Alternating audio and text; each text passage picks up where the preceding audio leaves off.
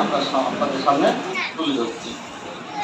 তো যতটুকু আমরা বিভিন্ন সম্মানিত বক্তাদের মাধ্যমে জানতে পেরেছি যে 2006 সাল থেকে প্রতিষ্ঠিত সময় প্রয়াস আপনাদের সাথে আছে, আপনাদের সাথে নিয়ে আস্তে আস্তে আজকে 2024 সাল পর্যন্ত চলে আসছে।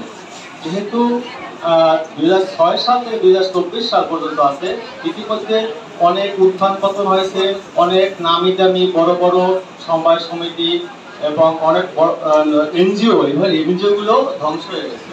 যেহেতু আজও পর্যন্ত আপনাদের সামনে টিকে আছে, আমরা ধরে নিতে পারি এই সময় প্রয়াসের আর কখনো পতন হবে না। এটা আমাদের আস্থার জায়গা, আশা ভরসার জায়গা। তো সেই জায়গা থেকে আমরা সময় প্রয়াসের সাথে থাকতে পেরে আমরা নিজেরা আসলে গর্ববোধ করি। আমরা যতটুকু জেনেছি যে এখন সদস্য সংখ্যা 8227, হিউজ পরিমাণ।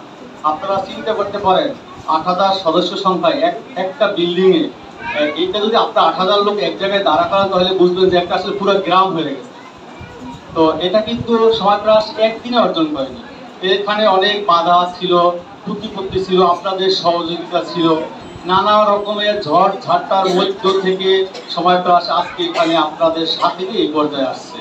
আমরা এজন্য সময় প্রয়াসের প্রতিনিধিগণ, সদস্যগণ এবং যারা এই ম্যানেজমেন্টের সাথে জড়িত আছে, আমরা সবাইকে উদাত্ত আহ্বান জানাচ্ছি এবং আপনাদের এই ত্যাগের জন্য আমরা আপনাদেরকে ধন্যবাদ জানাচ্ছি।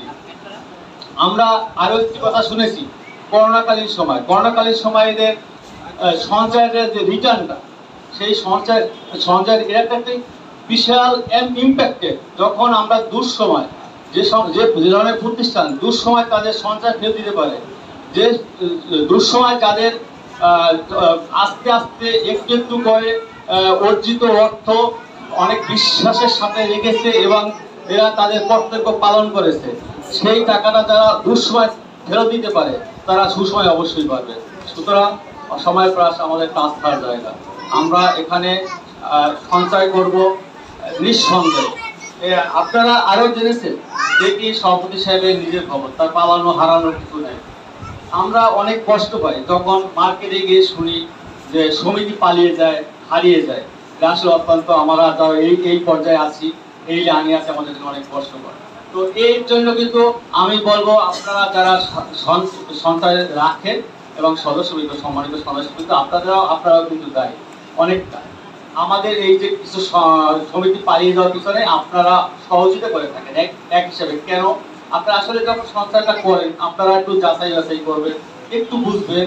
আপনাদের কাছে গেলে একটু তাদের অনেক সময় দেখা যায় যে তাদের রেজিস্ট্রেশনে অথচ তারা একটা বই নিয়ে আপনাদের সামনে যাচ্ছে বা একটা তাদের রিপ্রেজেন্টেটিভ হিসেবে গেছে, আপনারা সদস্য হয়েছেন, টাকা জমেছেন, প্রথমে একবার পেয়েছেন, দ্বিতীয়তে দ্বিতীয়বার আপনারা খবরই নেই। এছাড়া আমরা একটু লোভে পড়ি অনেকটা। আমরা আসলে আমাদের একটা সহজত একটা প্রবলেম আছে, আমরা অনেক সময় লোভে পড়ে যাই যে হায়ার ইন্টারেস্ট মার্কেটে। আসলে আমাদের একটু ভাবতে হবে যে যারা বেশি প্রফিট, আমরা যেখানে রিস্ক বেশি সেখানে লাভ বেশি, একটা কথা আছে। আপনারা অনেক সময় দেখা যায় যে বেশি লাভের আশায় টাকাটা জমা রাখেন। আসলে এই যে রিস্ক, এই যে একটু লাভ, এটাতে আপনার পুরো টাকাটাই চলে যেতে পারে, এদিকে আপনার মাথায় রাখতে হবে। আপনি কোনটা দেখবেন?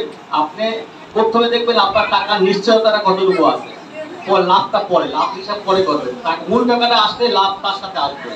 সুতরাং আগে লাভের চিন্তা না করে আপনি কোম্পানির স্থায়িত্বটা এবং কোম্পানির গুডউইলটা এগুলো দেখার জন্য আমি আপনাদের কাছে উদাত্ত আহ্বান। আপনারা অনেক সময় দেখেন যে আমাদের এই যে সমিতিগুলো আপনারা আসলে কি সার্ভিস দিয়ে থাকেন। দেখেন বাংলাদেশের যতগুলো আর্থিক প্রতিষ্ঠান আছে, কোন প্রতিষ্ঠানে এই সমবায়ের মতো, সমবায় সমিতির মতো এত সার্ভিস দেয় বলে আমার মনে নাই। আমি দীর্ঘ 15 বছর বিভিন্ন ব্যাংকে, 4টা ব্যাংকে কাজ করছি। আমি মাল্টিন্যাশনাল ইস্টার্ন চার্ট ব্যাংকের মতো ব্যাংকে আমি 8 বছর কাজ করছি। আমি কখনো এই সমবায় সমিতির মতো সার্ভিস কোথাও দেখি নাই। দেখেন আপনাদের একটা কর্মী আপনাদের ডোরে গিয়ে নক করে টাকাটা নেওয়ার জন্য, ডোরে আপনার দরজায় গিয়ে অ্যাকাউন্ট ওপেন করে, আপনার দরজায় গিয়ে সঞ্চয়টা কালেকশন করে, আবার আপনার যদি কখনো লোন নেন আপনার দরজায় গিয়ে সে ঋণটা কালেকশন করে, কিস্তিটা কালেকশন করে। এত সার্ভিস দিচ্ছে, তারপরও আসলে আমরা সময়ের প্রতি আস্থা অনেক সময় রাখতে পারি না, কারণ হলো আমরা ওই যে একটু বেশি লাভের আশায় আমরা আসলে ভুল জায়গায় নক করি। তো আপনারা আপনাদের কাছে রিকোয়েস্ট থাকবে যে আপনারা যখন সঞ্চয়টা করবেন অবশ্যই একটু জেনে শুনে করবেন, লাভটা বড় কথা না, আপনার মূল বেসিক যে চালানটা সেটা নিশ্চিত আছে কিনা, সেটা সিকিউরিটিটা সেটা দেখবেন। ব্যাংক অ্যাকাউন্টের বিষয়ে একটা আমাকে কথা বলতে বলেছেন সম্মানিত সাধারণ সম্পাদক। ব্যাংক অ্যাকাউন্টের যে সেভিং, এখানে আসলে প্রফিট নাই বললেই চলে। যেটা বলছে 3% 4% ব্যাংক দেয়, আদৌ লাস্টে গিয়ে দেখা যায় 1% পড়ে না। কিভাবে দেখেন, এই সেভিংস ভাগে 3% আপনাকে ঠিকই দেয়, এর উপরে অ্যাকাউন্ট মেইনটেনেন্স একটা ফি আছে যেটা 750 টাকা পার ইয়ারে প্রতি বছরে কাটে, এটা আপনারা জানেন, অ্যাকাউন্ট থেকে কেটে নেয়। এরপরে গভর্নমেন্ট এক্সেস ডিউটি আছে পার অ্যাকাউন্টে, একটা অ্যাকাউন্টের সাথে আটটা অ্যাকাউন্টের লিংক থাকে, দুইটা অ্যাকাউন্ট থেকে কাটবে 750 টাকা করে। এরপরে আপনাদের একটা এটিএম কার্ড দেবে, এটিএম কার্ডের একটা ফি কাটবে, কখনো যদি কোনো স্টেটমেন্ট নেন সেই স্টেটমেন্টের একটা চার্জ কাটবে। এই সমস্ত কাটতে কাটতে এবার যদি কোনো এসএমএস দেন, এসএমএস ব্যাংকিং এর জন্য চার্জ কাটবে। এই সমস্ত কাটতে কাটতে দেখা যায় লাস্ট পর্যন্ত আপনাদের সব কিছু পান না, সেভিংস কিছু পাওয়া যায় না আসলে ব্যাংকে, সত্য কথা। আপনারা যারা অ্যাকাউন্ট মেনটেন করে দেখবেন, সেভিংস লাস্টে একটা স্টেটমেন্ট তুলে দেখবেন কত টাকা দেয়, আলু টাকা দেয়। এবং এখানে একটা মিনিমাম ব্যালেন্সের একটা ইস্যু থাকে, যে মিনিমাম ব্যালেন্স মেনটেন করতে হবে এত টাকা। সুতরাং আপনারা যে সমবায় সমিতিতে যে সেভিংসটা পান, আমি মনে করি এটা আসলে অনেক অনেক বেটার পান ব্যাংকের থেকে, এটা আমি নিঃসন্দেহে বলতে পারি। আর সবার শেষে একটা বলছি যে সমিতি আপনাদের সহযোগিতায় আপনাদের সবাইকে নিয়ে আজকে এই পর্যন্ত আসছে, এবং এখানে আপনাদের সামনে আরো পুরস্কার বিতরণের একটা বিষয় আছে, সেটা করবে। যে প্রফিটটা হয় সমিতির নিয়ম অনুযায়ী, সমিতির একটা অংশ প্রফিট বন্টন করা হয় সমিতির সদস্যদেরকে। এই জন্য আয়োজিত এই সমবায় প্রেস সমিতি সম্পর্ক বিষয়ে